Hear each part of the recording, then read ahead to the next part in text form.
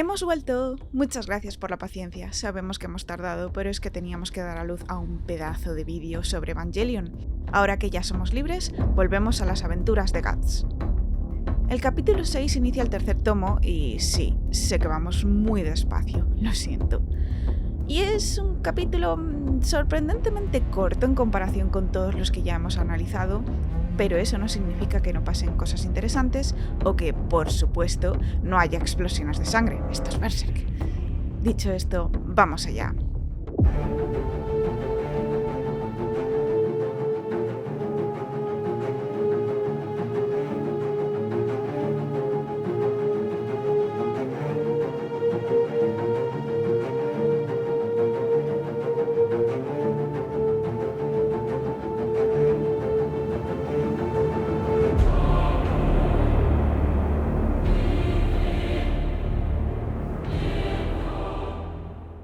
Cuando dejamos a Guts, el pobre se encontraba al borde de la muerte. Es hora de que le dé la vuelta a la situación, no sin un poco de ayuda mágica. Y es que, en el momento en que el conde se va a dar un buen atracón, Miura decide trazar otro paralelismo con la historia de Vargas al hacer que Puck intervenga, solo que, esta vez, en lugar de intentar emplear su físico con nulas consecuencias, decide arremeter con palabras, es decir, es mejor utilizar la pluma a la espada. Está furioso por la forma en la que ha pisoteado a Guts, atacando su fragilidad humana. Esto hila perfectamente con la impotencia que sentía Vargas respecto a su propio físico, que limitaba sus acciones. Recuerda que tú también fuiste humano. Fuiste frágil como Guts. El conde se queda trastocado. Debe ser la primera vez que alguien se le enfrenta de esta manera y que, para colmo de males, dan el clavo. Aprovechando el momento de inflexión, Puck coge carrerilla y sigue parloteando sin detenerse, hasta llega a reconocer que Teresia le ha contado su historia. Te hiciste con ese poder para vengarte de los herejes, ¿no? Y sin embargo, no fue solo por eso. La autoridad de la que gozabas te habría permitido vengarte. En realidad, te convertiste en lo que eres ahora para escapar del sufrimiento que atenazaba tu corazón, para escapar de ti mismo. Elegiste dejar a un lado tu humanidad. Tú sí que eras un débil humano, y no Guts. Y chapo, no hay mucho más que añadir. Evidentemente, Puck transmite las interpretaciones más correctas que debemos tomar de Berserk. Si acaso, y de forma muy personal, me gustaría resaltar que nuestro elfito es realmente fan de Guts, y lo encuentro súper adorable. De hecho, solemos pensar que Guts adopta a Puck, pero para mí es al revés. Ay, es una verdadera pena que el personaje vaya a degradarse hasta convertirse en una broma andante, porque en esta parte es muy encantador y tiene bastante chispa. Quiero decir, atención a esta escena en la que el conde intenta restañar su orgullo herido afirmando que ya se ha divertido con él. La respuesta de Puck es que, no sé, me encanta. Sí, escurrir el bulto cuando os dicen las verdades a la cara es típico de los humanos. Lo adoro, en serio. Siento quedarme aquí, pero es que considerad que si Guts está en desventaja contra los apóstoles Puck, quiero decir, una pequeña piedrecita es suficiente para derribarlo, y a pesar de ello, lucha a su manera, está intentando ganarle tiempo a Guts para que se despierte. Es tan valiente que se hace con el Beherit y realiza toda clase de cabriolas para mantenerlo lejos del alcance del conde y distraerlo todavía más. En pocas palabras, arroja a la basura toda oportunidad de sobrevivir porque tiene muy buen corazón. Y de hecho, casi con total seguridad, habría muerto de no ser por la providencial llegada de Teresia. Miura sabía cómo estrujar corazones. La secuencia de la niña aullando de puro pavor no impide que podamos empatizar con el conde. En parte, esto se logra enfocando solo su cara, no el resto de su cuerpo, así podemos humanizarlo un poquito más. Pero sobre todo es gracias a que hemos visto su desesperación por recuperar el amor de su hija. Así pues, cuando la ve chillar, intenta extender un tentáculo, lo que sea, hacia ella, y Teresia, como es normal, sale corriendo. Hasta ahora, el conde había hecho frente al rechazo de su niña con bastante resignación, un poquito de esperanza y, sobre todo, mucha negación de la realidad. Mantenía una distancia prudente, temeroso de romper por completo la relación, y como ya dijimos en su momento, intentaba comprar su afecto. Pero ¿ahora? Ahora se han cumplido todos sus temores. Es un momento brillante, porque a partir de aquí Miura de verdad logra que veamos a los apóstoles como personas. Un demonio frío y distante no tendría necesidad de volcar su ira sobre sus víctimas, porque algo así no le habría herido en el alma. No es casualidad que en Berserk apóstoles y humanos se tornan en monstruos cuando sufren un dolor inmenso, y tampoco es casualidad que, andando el tiempo, nos topemos con humanos terribles, a veces más incluso que los apóstoles, porque la humanidad no es inherentemente buena en Berserk. Y por eso está claro que los apóstoles retienen buena parte de su humanidad incluso cuando se han convertido. Es que, en términos de trama, no sería igual de dramático si se convirtieran en meros monstruos sin sentimientos. En fin, el conde carga contra el pobre Puck y no me extraña que el elfillo se quede paralizado. Pero es que aunque hubiera sido capaz de moverse, el apóstol se desplaza tan rápido que Puck no habría tenido ni una sola oportunidad. Por suerte para él, esta vez Guts interviene para salvarlo. Se podría decir que nuestro protagonista dispara al conde en un acto reflejo, porque es lo primero que ve al despertarse, pero no lo creo. Guts ha atraído la atención del enemigo sobre sí mismo, incluso si apenas puede levantarse, mucho menos cargar con su arma. Para mí, narrativamente, es más interesante que esté intentando ayudar a Puck. Y es que luego tenemos esta bonita escena en la que el alfito se arroja sobre él y, como buen tsundere, empieza a soltarle toda clase de insultos y a desearle, bueno, la muerte. Todo entre enormes lagrimones de alivio. Claramente está harto de temer por la vida de su humano adoptado. Guts lo contempla en silencio, sin palabras, pero también sin rechazo. ¿Hace cuánto que no encuentra a nadie que se preocupa por él? ¿Meses? ¿Un par de años desde lo ocurrido en la banda del halcón? Demasiado, en cualquier caso. Así que, una vez el conde comienza a acercarse, Guts aparta a un lado a Puck, con firmeza pero sin desprecio o sin hacerle daño. Lo protege, otra vez, y sonríe, consumido por la locura, porque ahora sabe cuál es la debilidad del conde. Me atrevería a decir que se regodea con lo que va a hacer, porque quiere hacerle verdadero daño, quiere vengarse. Rompiéndome 2 o 3 huesos no vas a conseguir librarte de mí, sabandija. Para hacerlo, o bien me aplastas el cráneo, o bien me arrancas el corazón. Más o menos igual que tú, babosa de mierda. Está destrozado, pero no es un protagonista shonen que utilice la fuerza de su voluntad para que triunfe el poder de la amistad, de la justicia o del bien con mayúsculas. No, Guts se equipara a un apóstol y trata de convertirse en algo más que un ser humano. De buena gana se entrega a convertirse en una encarnación del odio y de la rabia, porque es lo que le mantiene vivo ahora mismo, es lo que hace que merezca la pena sufrir todo este dolor. Con esta actitud suicida está buscando un brutal subidón que le haga sentir más que nunca. No por ello está cargando a ciegas. En mi opinión, tiene una estrategia básica, por lo que acabamos de decir. Está planeando la venganza. Y además siempre desarrolla una, porque es un gran guerrero. Sabe que no le quedan fuerzas, de modo que necesita desarmar a su enemigo. Acostumbrado a lidiar con aristócratas arrogantes, resulta evidente que sabe cómo atacar su orgullo al rebajar su autoridad. El conde, que no es solo un magnate importante, sino que se considera representante de Dios, no puede soportar semejante humillación. Esto dice bastante de lo trastocado que se encuentra por la aparición de Teresia. De lo contrario, ¿por qué iban a indignarle los picotazos de un insecto al que pueda aplastar sin más?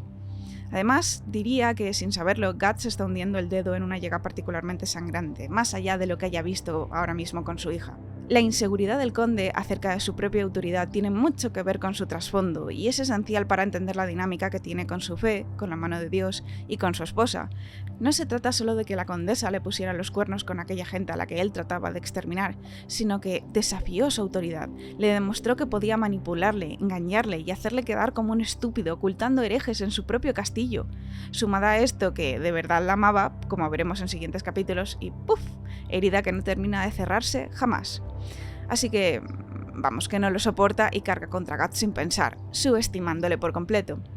Guts aguarda, su mirada concentrada delata que estaba preparado para esta reacción, que la estaba buscando. Por ello interpone la espada, absorbe parte del golpe y se va volando por ahí. Si un plan ha funcionado una vez, ¿por qué no 2? Pero debo decir que si funciona es solo porque Guts tiene el cráneo más duro que existe en Berserk. A pesar del tremendo golpe que se da y de la cantidad de sangre que pierde, sigue siendo capaz de coordinar sus movimientos, de pensar y de actuar con rapidez. Así es como atrapa a la pequeña Teresia, que se escondía justo detrás de esa columna, y la usa como escudo humano. Desde el principio, Miura quería que dudáramos sobre quién, de todos los presentes, es el verdadero monstruo. Creo que es evidente que Guts no sale muy bien parado si nos planteamos esta pregunta. La atención que presta a la reacción del conde, en la forma en la que le está estudiando, es reveladora. No está actuando por desesperación, insisto, es fríamente calculador. Muy Griffith, si me preguntáis. Una vez está seguro de que el conde no se va a arriesgar a hacer daño a su hija, Guts dispara. Y acierta, destroza a su enemigo en buena medida, pero no del todo. Como bien ha dicho, para acabar con él hay que reventarle o la cabeza o el corazón, cosa que no ha conseguido. Pero no va a dejar de intentarlo, no ahora que el conde está a su merced. Como su mano sana está rota, cae de rodillas y adopta una actitud progresivamente más bestial, arrastrando su espada con la boca y una ayudita de su prótesis.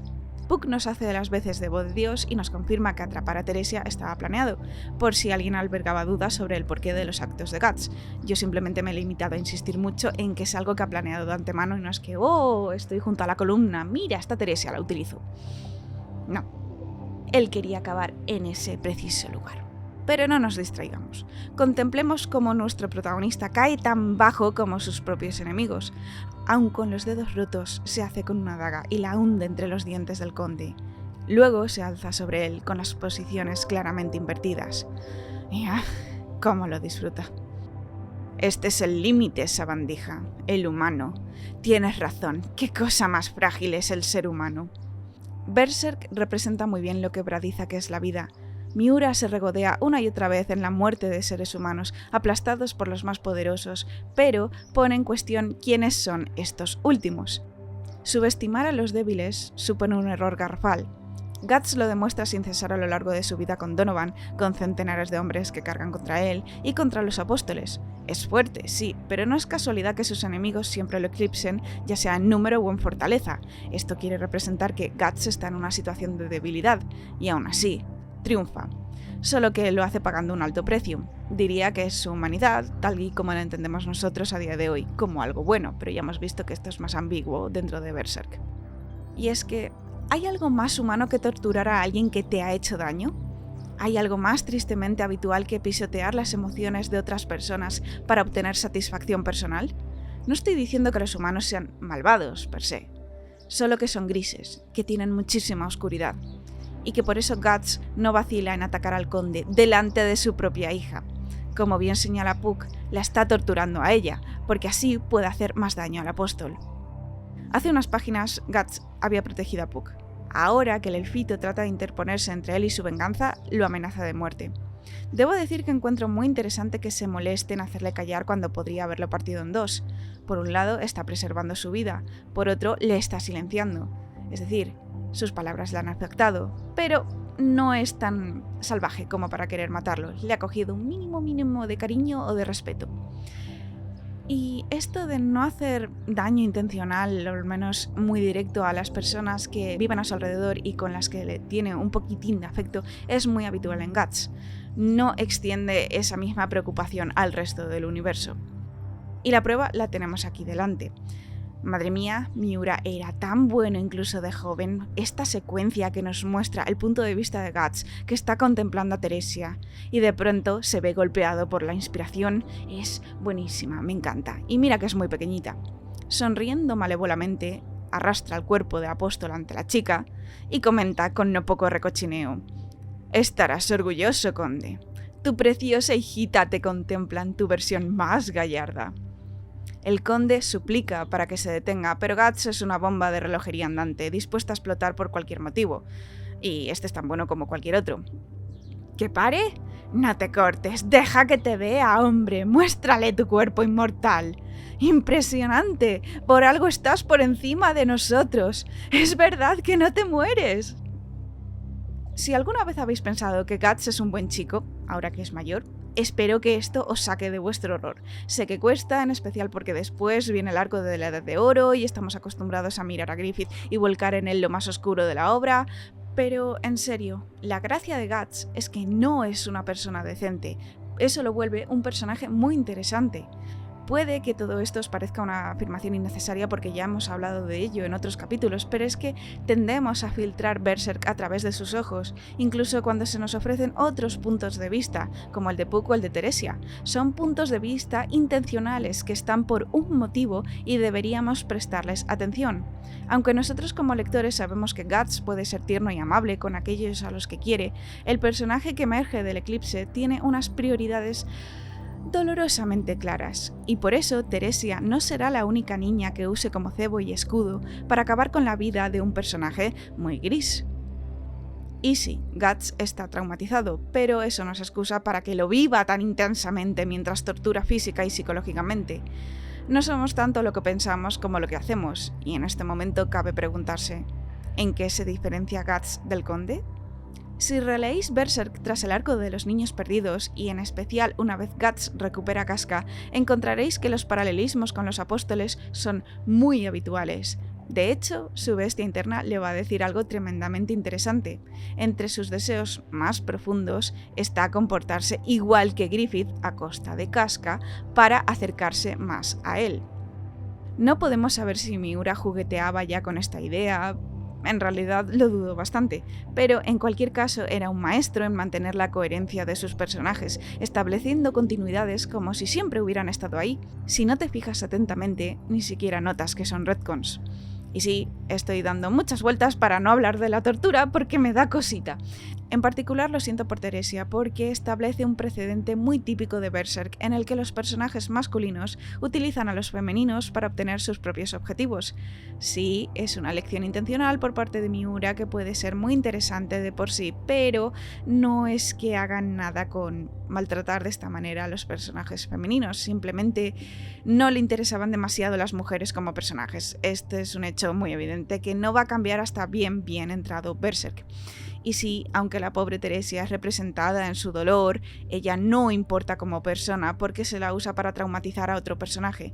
Por supuesto que, vamos a decir, el cast de una obra orbite alrededor del protagonista y sirva a sus propósitos es natural y un recurso obligatorio en narrativa. Simplemente desearía que no se hubiera sentado una tendencia tan fuerte en una obra que tiende a ir a los extremos como es Berserk. Pero bueno, sigamos. Al final, exhausto, Guts cae al suelo cuando el conde se lo sacude de encima y rompe a reír histéricamente, envuelto en los sollozos de dolor del apóstol. Es una escena tan terrible que Puck no tiene ni idea de cómo reaccionar. Normal. Una vez más lanzo la pregunta: ¿en qué se diferencia esta carnicería de los actos de un malvado apóstol? Siempre hay un poquito de sangre alrededor de la activación de un Behelit. No creo que sea necesaria de por sí. Para mí se trata ante todo de un recurso dramático y visual que funciona muy bien, pero lo importante son las emociones de la víctima. Los Behelit solo lloran cuando alguien ha tocado verdadero fondo y es más fácil empujarlo hacia el mal con muchas comillas. Antes de continuar, sí, lo siento, me paro muchísimo, quiero que reflexionemos sobre que nunca hemos oído a Guts decir que no quiere morir como vemos ahora hacer al conde, pero tampoco es necesario. Todos y cada uno de sus actos son un desafío, una rebelión contra la muerte, una forma de golpearse el pecho, rugir y sentirse vivo. Así que resulta fascinante que hayamos llegado a esta situación, en la que los papeles se han invertido por completo y el personaje al que le toca retorcerse y luchar por aferrarse a la vida sea el conde. Como vengo diciendo todo el vídeo, hemos pasado de trazar paralelismos con Vargas a un apóstol. Miura nos quiere decir algo y deberíamos hacerle caso.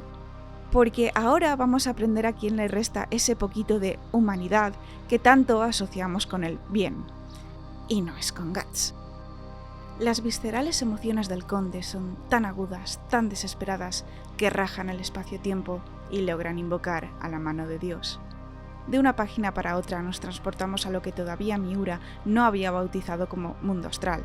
En términos visuales optó por representar esta dimensión de la mente y lo espiritual mediante lo imposible. Para ello tomó inspiración de los grabados de Escher, famosos por sus laberintos sin sentido donde se desdobla la realidad, y también del infierno de Hellraiser 2, al menos asumo que lo hizo, donde habita el dios de los cenobitas, que a su vez está inspirado en Escher, así que al final todo vuelve a la misma fuente. Miura busca hipnotizar con estructuras eternas, como en cierto sentido hace también Tsutomu Nihei, al enfatizar el ambiente arquitectónico que domina Blame. Para mí, este despliegue funciona como una bofetada que desarticula lo que Berserk parecía ser, una historia muy grimdark de fantasía medieval. Sí, ya se había mencionado que la mano se encuentra en otra dimensión, pero toda la estética del manga parecía indicar que, si acaso, íbamos a acceder a algo como el infierno, todo lleno de llamas, gente desmembrada y abusos sexuales. Aquí, Berserk se atreve a desmarcarse. Con todo, no estoy segura de que Miura tenga el mismo éxito que Nihei con Blame. Sin restarle mérito, su habilidad no era tan buena a estas alturas. Los edificios que hemos visto son normales, sosos y sin demasiada presencia, así que a mí no me termina de extrañar que el laberinto resulte un poquitín insulso. No tiene la presencia de Falconia, desde luego. De verdad que me habría encantado poder ver una reinterpretación de esta dimensión en el manga actual, una más personal y más madura, pero... Bueno, también tengo la impresión de que Miura terminó por abandonar este mundo de Escher porque ataba la mano a algo todavía demasiado terrenal, con muchas comillas. Es más, después de estos capítulos, el laberinto solo volverá a aparecer, si no me equivoco, cuando Griffith se encuentra en la celda. Y más tarde la mano se vuelve tremendamente distante, tanto que es mucho más fácil asociarla a un mundo espiritual y caótico. Personalmente me parece un acierto, la mente humana suele hacer un gran trabajo para rellenar los vacíos narrativos. En cualquier caso, lo que es innegable es que ya de jovenzuelo, Miura apañaba muy bien la sensación de anticipación mediante el uso de planos cercanos y un diálogo apropiadamente breve. Vienen. Mis señores se aproximan. ¿Y qué mensaje? Hasta ahora cualquier lector que no venga directamente de la Edad de Oro solo ha visto apóstoles normales. Enfrentarse a ellos siempre ha dejado a Guts para el arrastre. Así pues, ¿cómo podrán ser los señores de estas criaturas? Y está el hecho de que siempre olvidamos que Guts sufre un dolor atroz frente a los apóstoles. Una indicación de lo que se le acerca es que ante la mano de Dios su marca directamente escupe chorros de sangre. Y aún así, nuestro protagonista hace acopio de sus fuerzas para levantar la vista, nublada por el odio, y mira directamente a los responsables de que su vida sea la que es.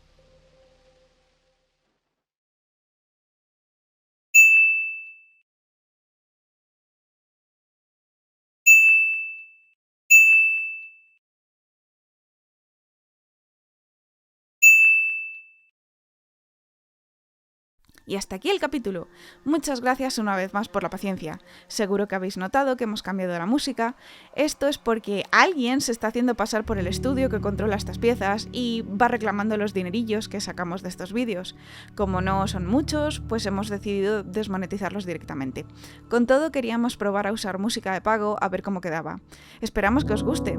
Nos encantaría poder permitirnos usar esta clase de música de forma más habitual y creemos que quizá podríamos conseguirlo si seguimos ahorrando con el Patreon que hemos abierto, porque sí, tenemos un Patreon. Si queréis apoyarnos podéis echar un vistazo a los tiers, a ver si alguno os atrae. Entre otras cosas encontraréis que vamos subiendo con antelación nuestros guiones y vídeos, sobre todo si son largos. También ofrecemos mensualmente la posibilidad de hacernos preguntas sobre anime o manga. Si alguna de estas preguntas nos gusta en particular, quizá podríamos dedicarle un vídeo, porque sí, estamos considerando hacer vídeos cortos de otras series o mangas que nos gustan. Insisto en lo de cortos. Dicho esto, nos vamos a trabajar en un vídeo de Evangelion. Esta vez será breve, lo prometemos. Y ahora, un agradecimiento a nuestros mecenas. Giovenico, Efecic 3000, Beatriz San, Alan Vázquez, Nuria Durán, Andrés Arancibia, Nicolás Rocca, Naue Botti, Hugo 2003 Dragon Ball Z, Ismael García, Paola, Emote 2007, ArGG, Ricardo Chiape Vegas, Francisco Rivas, Carlos Martínez, Ael Ester, Nelson Ochoa, Danifer Orozco, Silvia Juanchicay, Silvano Campos, Isaac Cochachi, Carlos García Martín, Enzo Pistrito, Bernardo Torrecillas Terrón, Kendapa, Jesús Loredo, Kenshiro Puño de la Estrella del Norte. Y viniendo desde Ko-fi, señor Crujitos, muchísimas gracias. Que el viento sople a vuestro favor.